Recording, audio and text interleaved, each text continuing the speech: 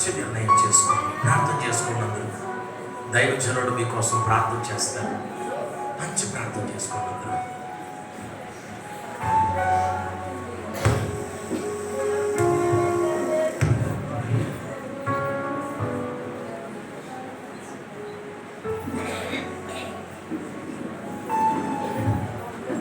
దేవుని స్తోత్రం. హల్లెలూయా. అలాగే ప్రార్థన చేసుకుందాం, తీర్మానం చేసుకుందాం.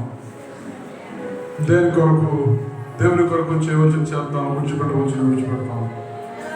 దేవుడు నిన్ను ప్రేమించి, మనం ప్రేమించి, మన గ్రామం, మన ప్రాంతాన్ని, మన సంఘాన్ని ప్రేమించి ఇటువంటి కొడుకులు ఏర్పాటు చేసి చక్కటి దాచాలను పంపి తద్వారా నుంచి నుంచి ఉన్నాం.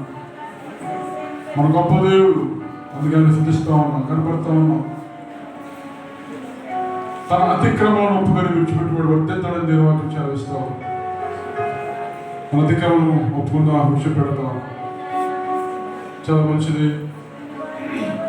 ఇంతవరకు వాక్యం అందించినటువంటి దర్శకుడు మరి దేవరాజు గారికి హృదయపూర్వక వందనాలు తెలియజేసుకుంటున్నాను.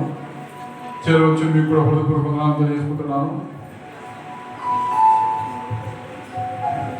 ఇంకా కొంచెం కార్యక్రమం ఉంది, మరి వాక్యం కోసం ప్రార్థన చేద్దాం. తర్వాత చిన్న కార్యక్రమం ఆగిన తర్వాత ఎందుకు వాక్యం వరకు ప్రార్థన చేసుకుందాం. వాక్యం వరకు మన మధ్య ఉన్నటువంటి పేరు పనులు సేవస్తూ ప్రార్థిస్తాం. చిన్న ప్రార్థన. మహోన్నతుడు అయిన మా తండ్రి, నీ ఘనమైన శ్రేష్టమైన ప్రశస్తమైన నామమునకై కృతజ్ఞతాస్తుతులు చెల్లిస్తున్నాం ప్రభువా. నిన్ను ఆరాధించుటలో మీరు మాకిచ్చిన ఈ సంతోషాన్ని బట్టి మీకు స్తోత్రాలు. వచ్చిన నీ బిడ్డలందరితో మీరు సూటిగా మాట్లాడిన ప్రతి మాట కొరకు వందనాలు. మా స్థితి ఏమై ఉన్నదో ప్రభువా, మేమేమై ఉన్నామో మాకు తెలియజేసినందుకు స్తోత్రాలు తండ్రి. విన్న వాక్యం మా హృదయంలో నీరు గట్టి సారవంతమైన భూమి మీద పడిన విత్తనం వలె నూరంతలుగా ఫలింపచేయండి.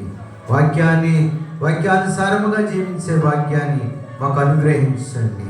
వాక్యాన్ని అందించని దాసును దీవించండి, పరిచయాన్ని ఆశీర్వదించండి.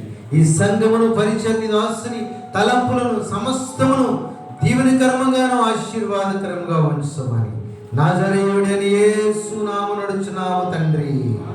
ఆమేన్.